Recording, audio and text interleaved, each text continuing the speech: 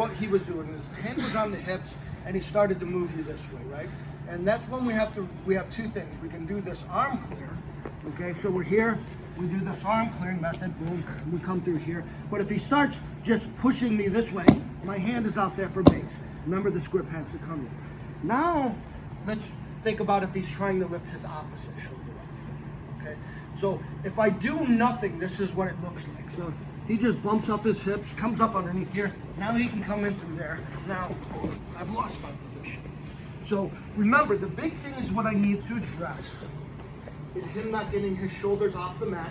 But if I lose it, I learn to transition. I learn to play that mental chess, that fighting chess game. So what does the move look like?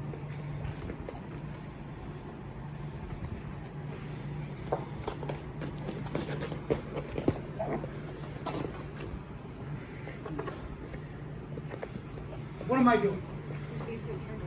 Start in the harness, okay? All right. Bad guy, what he does is he lifts his hips and moves his arm underneath. He starts to get on his shoulder. My arm goes underneath, pushes the head, and my hands curls behind the back of the head. I come up here on both feet, and then I start walking first to a north-south, and then my hand starts to sink underneath his neck till I get to the other side. And now, I'm just controlling him on the other side. Okay? A little bit more explanation.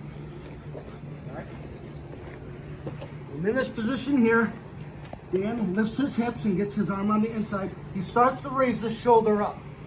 Immediately when he gets about here, drop my body weight, my hand goes underneath his arm and curls around the back of his head. I push his head, and then I start reaching this hand here to the mat as I'm walking around. Now I sink underneath his neck, get the grip, and now shoulder justice, chest on chest pressure, turning upward. Okay, all the details here. The most important thing here is going to be with the bad guy feet. So in order to get his hands up, he needs to lift his hips off, the arm starts to sink in, and I need to let him get up on his shoulder. This is where this move is going to happen, okay? If he's down here or anything like this, I'm just going to crank him with shoulder pressure. This is where we're late for dinner, okay? So what I'm saying is if he just gets his hand under, all right, and he doesn't come up on that shoulder, it's going to transition to another move that we work from here later, okay? And that's more of a frame defense. So the feed what I need from the bad guy is this, where his shoulder is equal to his shoulder. He's reaching towards the wall, okay? From here, Dan bucks his hips up, sinks it on the inside, starts, boom. So when he gets here, as I drop my chest on chest pressure here on his shoulder, my hand goes underneath the arm here and cups the head. Now I put my hand on his head to direct his movement. I start pushing him into me. Now I start walking to the other side, sinks underneath here. Now I get this grip here, and I adjust, getting my elbow to knee connection, shoulder pressure, chest on chest pressure. All right, what does it look like here without a training partner?